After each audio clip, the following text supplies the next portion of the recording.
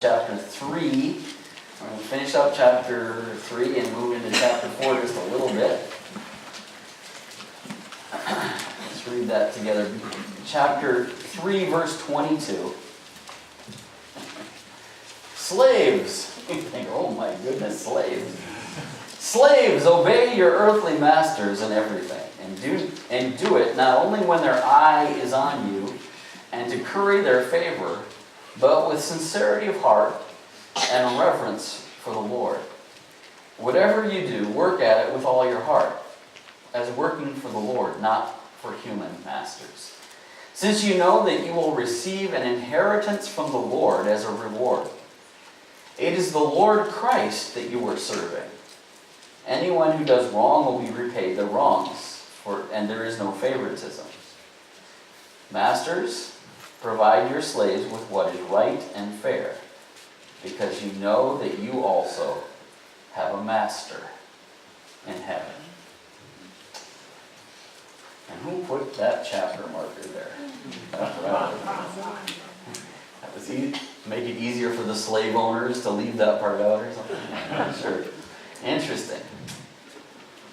So have you ever had a bad boss? Some of you look like you have, but I bet we all have had. I mean, every boss I've had, some were better than others, and I have had at least two that I would say were bad bosses.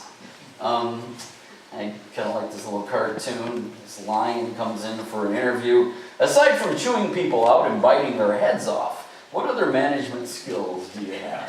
Well, that would be a bad boss, wouldn't it? So there was a little article, 12 annoying characteristics of a horrible boss. They need to control, indecision, they're stubborn, resistant, micromanage everything. They lead by fear and intimidation. They're visionless or play favorites. They're arrogant. They're angry. They blame everybody else for the problems. They make their decisions by emotion instead of the facts at hand. Have you had bosses like, I'm reading that list and I'm thinking of somebody. It's not anybody here.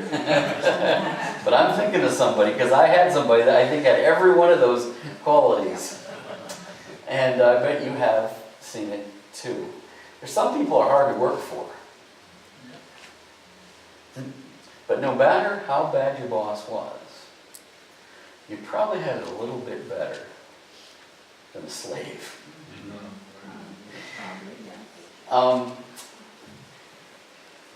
when I say that, and when we take a look at this text, this is another one of those passages where we say we need two sets of glasses. Like last week we looked at, if you weren't here you don't know what I'm talking about, but we talked about we need to have a set of glasses that helped us to see things in the ancient world so we understood what the principles were. And then we need another set of glasses that says, okay, now here's how we apply it today to our life. Obviously, we see the word slave and we say, oh, this doesn't have anything to do with me. I can write this one off. I'll move on to the next text. I can tune out today. There's no sermon for me today. This is for somebody else.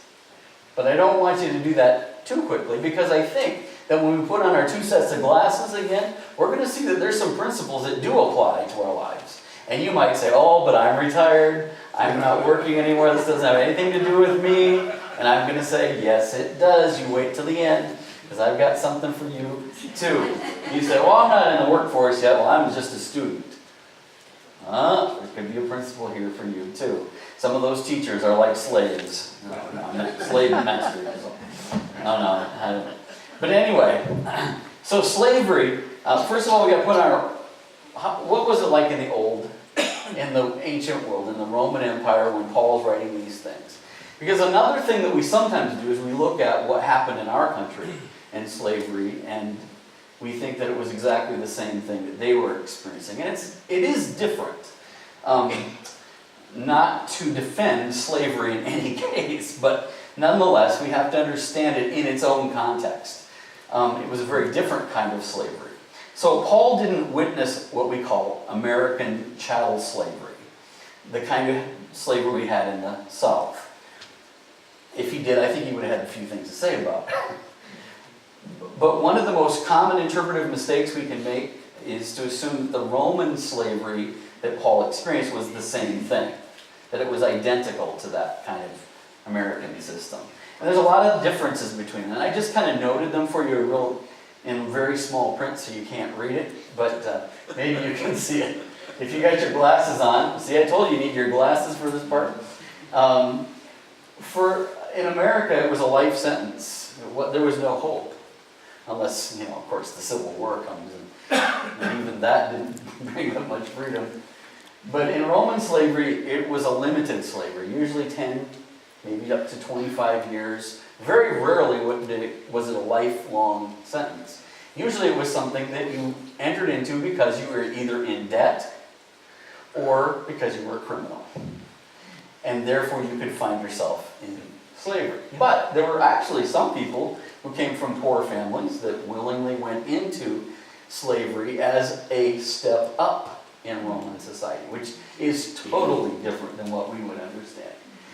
Of course, American slavery was racial in its nature. There were white owners, there were black slaves. Now, there's a few exceptions, I know, but rare. 99% of it, that's true. In Roman slavery, it was indistinguishable. You couldn't tell the slave from maybe they dressed better, or they did different jobs and things like that, but they had the same race for the most part. There's social segregation in American slavery that you didn't find in Roman slavery. Slaves would worship in the same churches as their owners in many cases. They lived in mainstream society and could kind of mix in. In American slavery, there was no legal rights. Romans gave rights to slaves. Not every right was given to them, but there were some, including the right to appeal if you were being treated unfairly. American slavery, you were the lowest rung of society. In Roman slavery, interestingly, some slaves were of a higher status and position than freed people. And you know what the difference was? Who were you serving? If you served Caesar, there were people that were accountants and lawyers and writers that were taken on, and they technically were slaves, but they had great privileges because they served Caesar. So it's a little bit different. American slavery, of course, degrading, dehumanizing, and Roman slavery, for some people, was a way to get up a rung on the ladder to a better life. Confined to menial work, slaves sometimes held positions in Roman society of civil service and business. Some doctors and nurses, for example, in the palace, were technically slaves. That's a whole different thing, right? Illegal to educate them in American slavery. In Roman society, slaves were often highly educated, acting as tutors of children in many cases.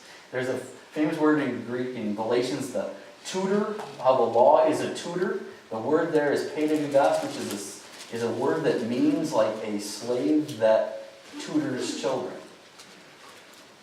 So, anyway, not able to own property in American system, but the slaves could maintain property and savings accounts in order to be able to buy their freedom. In some cases even, some of the higher slaves had their own slaves. You figure, it's kind of different, right? No hope for a normal family life in American slavery, and slavery was a wholly detestable result of kidnapping people from another continent and bringing them against their will into service. But in Roman slavery, it was sometimes preferred and chosen as an option. Now, all this is to say what's going on here is a different thing than what you may be thinking about. Not to say that it was a good or wonderful thing to be a slave. It wasn't. It was obviously could be dehumanizing and degrading, but not in every case. So all of this suggests a social setting that's different from what we see in our own slavery. But Roman slavery wasn't a benevolent institution. Some Roman slaves worked in the mines, or those that manned the oars in the boats These tended to be the criminals. This was tough work. And this was very demeaning, dehumanizing. So you could have cruel, bad conditions as a slave in the ancient world. Not to dismiss that in any way. But we have to understand, what is Paul dealing with here? It's a little bit different than what we're used to. Now, let's start putting on the other glasses. How is Paul dealing with this situation? Some of us get frustrated that Paul didn't just wholesale say, free all your slaves. You know, that's kind of what, if I were thinking about it, I think that's what I would say that Paul ought to say. But he's a little bit more subtle than that. But what he does have is this tendency to look at liberation as an important thing. For example, in the body of Christ, he says that there are neither slave nor free. That distinction has been taken away in the church. That in Christ we are all one. There's a basic unity, and that goes beyond whether you're a slave or whether you're a person of means. And in the same body, you could have somebody who served as a slave for a slave owner. And that actually happened fairly common. One of the interesting things is that women and slaves were especially attracted to Christianity because of the way it liberated them in many ways. Not completely in every way, obviously, but there was this liberating tendency. And then there's the case in Paul of Onesimus and Philemon. Remember that little book that we have at the end of Paul's letters that we kind of skip over most of the time? Where there was a slave that left his owner and was ministering to Paul. He became a Christian in the process. And Paul's writing back to the owner and asking for some favors for this slave. It gives us a little bit of the heart of Paul about his real understanding of what was going on in slavery. So when you put that all out there, what you see is that it wasn't a good situation to be a slave, obviously. Maybe not as bad as in some kinds of slavery, but it still could be a degrading, dehumanizing place to be. It could be cruel. And Paul, again, in this text, is going to do what he did last time. He's going to surprise us a little bit. He's going to say to the slave owner, be good to your slaves. Take care of them. Be fair to them. Don't treat them as the world would have you treat them. Treat them better than what they would expect to be treated. And we see this in the fact that he, for example, addresses the slaves and gives them the dignity to be addressed. We saw the same thing when we looked at the issue of women last time. How in the household codes of the Stoic philosophers and Aristotle and all these philosophers, women weren't even addressed. Neither were slaves. You wouldn't think of doing that. They didn't have the honor to be addressed. Well, in Paul they do. Why is that? Well, they're one in Christ. There's a basic equality that we have in Christ.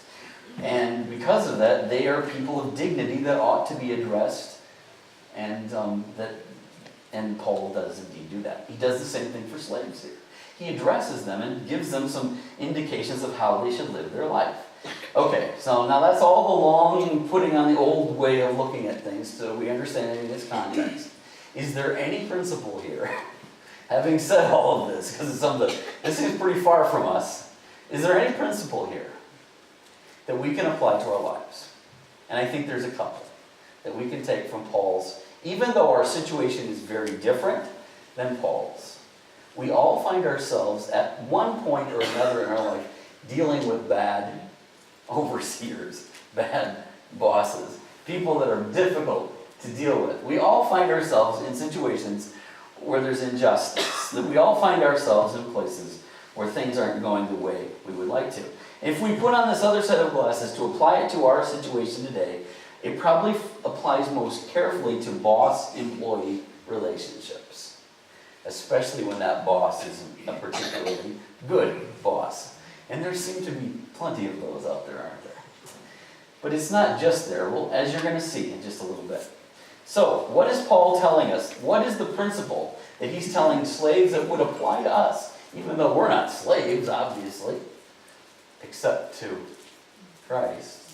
Remember what the first thing Paul said about who he was? That he was a slave to Christ. There is a kind of slave that he does call us to. But we're not human slaves going through slavery, obviously. At least I don't think any of us are. If you are, let's talk. Send me an email. We'll work on that.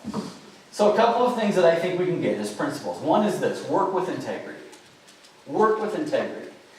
Whether you're a volunteer in the church, or whether this is your employment, or whether you're a boss, it's saying the principle is true in any case.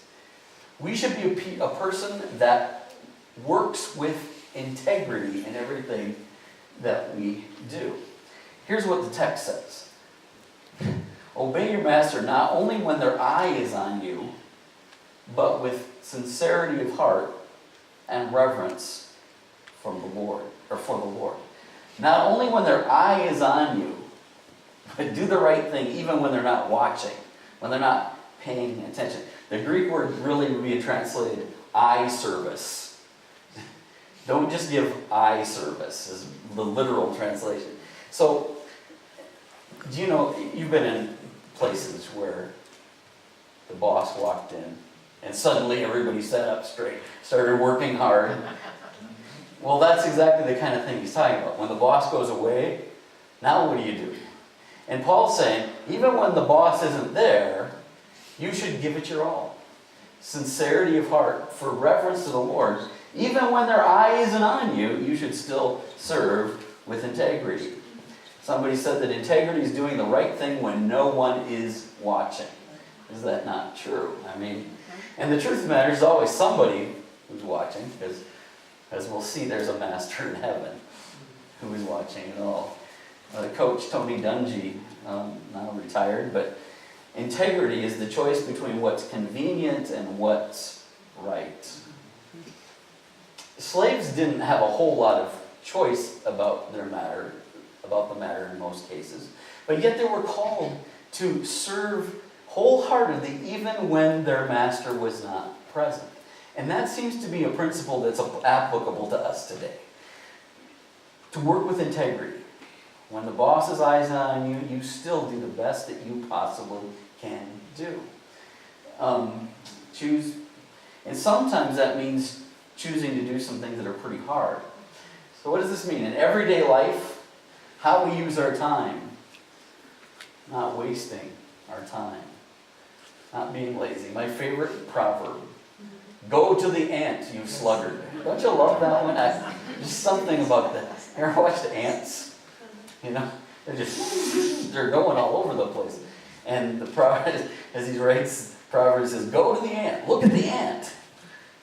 It's an example of, don't be lazy in what you've been given to do. That's integrity.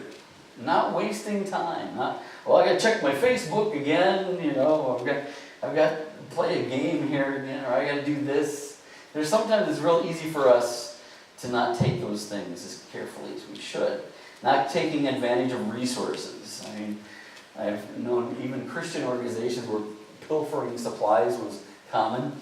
It's not a good thing. That's not integrity. Honesty in all of your dealings. And that's true whether you're the boss or you're the worker. Honesty is the mark of integrity. And sometimes it means integrity in tough places. When I was in Los Angeles, I worked 2 jobs that on occasion required me to stand up out of integrity to say, no, you can't do that. One case I was working for a hospice that was doing something. I was a chaplain at the hospice. I didn't last there very long because I didn't like the way they were doing things. They were trying to cut corners and not do things they were supposed to do. And on occasion, out of integrity, I had to say, we can't do that. That's wrong. We just can't do that. When I was working in the university situation, I was in charge of reading all the government regulations. That was one of my parts of my job, to know all the California regulations, all the federal regulations, all the immigration regulations about students, all that kind of stuff. And there were times I had to come to my boss and say, no, we can't do that. We can't do that. That would be cutting too many corners here. And it's not always easy when you know that's what they really want to do. Because it's going to cost them some money, or it's going to be something that's going to make their life more difficult. But integrity calls us to stand strong. And so sometimes we had to be kind of like Daniel. Remember Daniel? Slave, brought into Babylon.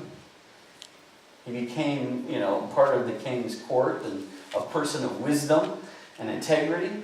But there were times when he was called to do things, they told him not to pray. And what did he do? He went by his window and opened it up. I'm going to pray. It's like I always do. There are times we have to stand up against because there's a matter of principle. Shadrach, Meshach, and Abednego. Well, just bow down to the idol. Just it's simple. It's not that hard. We'll play the music and then just bow down. And they stood strong. And they stood up straight. And they refused to bow. That's integrity. And it's something that we're all called to, especially as Christians, because our witness depends on our integrity. If you own a business, you want to be a person of integrity. You want to deal with people in a way that's Christ-like. Because your testimony will depend on that.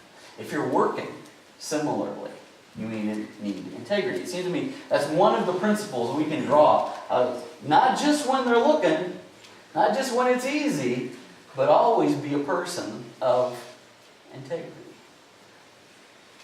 And you say, well, I'm not working, so I'm off easy here. But we're all volunteering, we're doing things. We still want to do the best that we can, given our circumstance or situation. Or if you're a student, person of integrity. Oh, let me copy off your paper. Let me just, no, integrity. Stand up for what's right. A second principle we can gain from this, work heartily. Work hard and with enthusiasm. Where does he say that? Whatever you do, work at it with all your heart, he says. Whatever you do, in verse 23, work at it with all your heart. What does that mean? Work hard. Do it well. Do the best that you possibly can do it. But I think it also means work with some enthusiasm, with your heart engaged here. Don't just go through the motions, because work can be like that, can't it? It's pretty easy. Do the same thing day after day. I lose heart. I lose enthusiasm for what I've been called to do. So do good work and do the best that you can do. Work with enthusiasm. Chuck Swindoll said, the longer I live, the more I realize the impact of attitude on our lives. Attitude, to me, he says, is more important than education, than money, than circumstance, than failures, than successes, than what other people think or say or do. It's more important than appearance, giftedness, or scale. It will make or break a company, a church, a home. The remarkable thing is that we have a choice every day regarding the attitude we embrace for that day. We cannot change our past. We cannot change the fact that people act in a certain way. We cannot change the inevitable. The only thing we can do is play on the one string we have, and that's our attitude. I'm convinced that life is 10% what happens to me and 90% how I react to it. And so it is with you. We are in charge of our attitudes. So work heartily.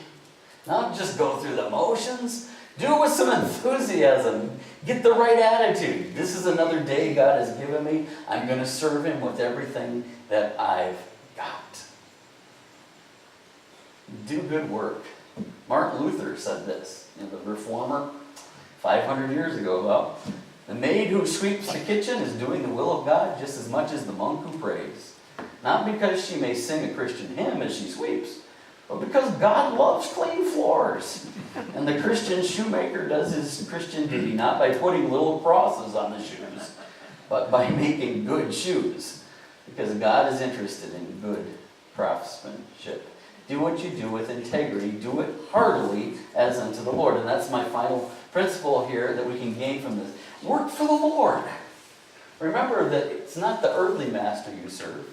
It's not that boss that maybe has an attitude problem. No, you're ultimately serving the Lord. He mentions it a couple of times. He says in verse 22, do what you do out of reverence for the Lord. And then he says, whatever you do, work at it with all your heart, working for the Lord. So he's repeating himself. He's saying it 2 times there, not for human masters. And then he goes on to explain, since you know that you will receive an inheritance from the Lord as a reward. It's the Lord Christ that you're serving. There it is again. 3 times at least, he says, when you're working, you're not serving your earthly master so much as you are serving your heavenly master. It is Jesus himself that you serve. You're a bond slave of Christ. He said that in verse 1, way back. Saying it again. So work for the Lord. You have a higher master. Even if your boss is a jerk, you have a higher master. Even if you are the jerk, you're the boss. You have a higher master, whatever your situation. If you're retired, you're accountable for what you do with what you've been given. You're a steward. You know that word stewardship? In the New Testament, it comes from the word for household, oikos, and oikonomos is the name of this, is the steward of the house.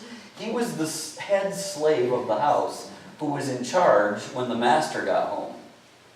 He's the one accountable for what got done that day. So when the master comes home, the head servant is accountable for what's been happening in the household that day. Now, that is something that came to mean a lot to me in 2 situations in my life. When I was a house sitter. When I got out of college, the first house I lived in, a roommate and I would house sit for a doctor. We had a beautiful house on the highest hill in Hennepin County and overlooking Minneapolis. Beautiful place. Golf courses surrounding us. Just wonderful, nice place to live. And beautiful view of downtown Minneapolis, the whole thing. And but the weird part was, the doctor, who was retired at this point, loved to hunt and fish. And he kept one room for himself. The rest of the house was ours to use so long as he wasn't there. Then, of course, he took first priority. So the point was, he would go for 6 weeks, or he'd go for 2 days, or he'd go for 6 months. But then he'd always come back home. In every case, we were accountable for what shape the house was in. You think about it. You always made sure that the dishes were washed. You always made sure that the floors were taken care of. You always made sure that the lawn was mowed in time, and that the shrubs were taken care of. Because you never knew when he was going to come home. We were always accountable for the house. Lived there for a couple of years. And it was a great arrangement for a couple of guys just fresh out of college. But it had a high accountability because the master could come home at any moment. Now, here's the point. Jesus said this, "Therefore keep watch, because you do not know the day or the hour. It will be like a man going on a journey who called his servants and entrusted his wealth to them. And to one he gave 5 bags of gold." Now this is the 2011 version of NIV. You've probably heard it as talents, right? But you know in their world a talent is a piece of money? So they updated it here. They're using the other glasses. He gives 5 bags of gold, to another 2 bags, and to another 1 bag, each according to his ability. And then he went on his journey. And the man who had received 5 bags of gold went at once and put his money to work, and he gave him 5 bags more. And so also the one with 2 bags of gold gained 2 more. But the man who had received 1 bag went off and dug a hole in the ground, and he hid his master's money. 5 bags, 1 bag, 2 bags. But the one with 1 bag, he didn't have much ability, but what he did have, he hid it in the ground. Jesus goes on to say, after a long time, the master came home. The doctor showed up, and the dishes weren't washed. Or maybe they were. After a long time, the master of those servants returned and settled accounts with them. And the man who had received 5 bags of gold brought the other 5. Master, he said, you entrusted me with 5 bags of gold. I have gained for you 5 more. And his master replied, well done, good and faithful servant. You've been faithful with a few things. I will put you in charge of many things. Come and share your master's happiness. And the man with 2 bags, Master, you've entrusted me 2 bags of gold. See, I've gained 2 more. And his master replied, well done, good and faithful servant. You've been faithful with a few things, and I will put you in charge of many things. Come and share your master's happiness. And then the man who had 1 bag of gold came. Master, he said, I know that you're a hard man, harvesting where you've not sown. You're a bad boss. Harvesting where you've not sown, gathering where you've not scattered seed. So I was afraid, and I went out and hid your gold in the ground. And see, here's what belongs to you. And his master replied, you wicked, lazy servant. So you knew that I harvest where I have not sown and gather where I have not scattered seed.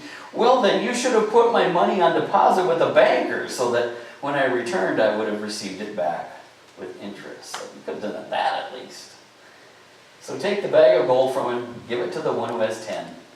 For whoever has will be given more, and they will have an abundance. And whoever does not have, even what they have will be taken, and throw that worthless servant outside into the darkness where there will be weeping and gnashing of teeth. What's the point of the story? Each of us are given different abilities. We're given different stewardship of our time and our money and our gifts and the rest of the things that we have in this life. It's all the bags of gold. It's all given to us by God. And we're all accountable someday when we stand before Him to say, oh, well, I was kind of afraid of what you might do, so I just kind of hid it in the ground. I didn't do anything with it. Or, you gave me a lot. Lord, you really blessed me. You gave me talents and abilities, and you gave me resources, and I look what I did with it. And He says, oh, that's what I want. Faithfulness, accountability. Do what you can with what you've been given. Because one day you'll hear, well done, good and faithful servant. You've been faithful with what you've been given, whether much or little. You've been faithful with it. So enter into my happiness. And maybe I will continue to give you even more. Whatever we're doing in life, whether we're retired, or whether we're a student, or whether we're working, or whether we're a slave owner. No, we're not slave owners. Whether we're a boss. Doesn't matter. In fact, verse 1 tells the owners of the business to do what? It says, provide what is right and fair, because you know you have a master in heaven. It comes back to that idea again. If you have a business, you have a master too. That's probably not what most masters wanted to hear in the day, was it? Maybe not today either. But that's what He tells us. So whatever our circumstances, we've been given much by God, and we're accountable for what we do with it. So if you're retired, what does that mean for you? It doesn't mean that you shouldn't have fun and that you shouldn't enjoy your retirement. I think that's perfectly good and fine. But it also provides opportunities for you to serve and to utilize the gifts that you've been given. And I encourage you to find that place where you use your gift for the glory of God. Yeah, you can have some fun and lay back a little bit. Life's been tough. You've had enough bad bosses in your life. Maybe you need a little bit of that rest and relaxation. But there's also the rest of faith that comes from putting things into practice. But no matter what you've been given, no matter how talented or how many resources you have or how much time you have to spend, it doesn't really matter. Do it all to the glory of God. And whatever He calls you to do it well. If He calls you to preach a sermon, study hard. Do everything you can to do the best job you can with it. If He calls you to teach, prepare and do the best job you can. If He calls you to build a house, well, make sure it stands strong and doesn't fall apart. Do it with integrity, whatever He calls you to do. Another Martin Luther said this, Martin Luther King Jr. If a man is called to be a street sweeper, he should sweep streets even as Michelangelo painted, or as Beethoven composed music, or as Shakespeare wrote poetry. He should sweep streets so that all the hosts of heaven and earth will pause to say, here lived a great street sweeper who did his job well. Whatever He calls you to do it heartily unto the Lord. Do it with integrity. Work hard. Do it with the right attitude. Work heartily and do it to the Lord. These are some principles that we can all apply, I think, to our lives. And I encourage you to do it. Let's pray. Lord, help us to follow You, because You really are a good master. And we want to be accountable and utilize what You've given us to the glory of God. And so I pray that we would do it. Help us to follow You. Help us to trust You. Help us to love You. Help us to praise You in everything that we do. I pray in Jesus' name.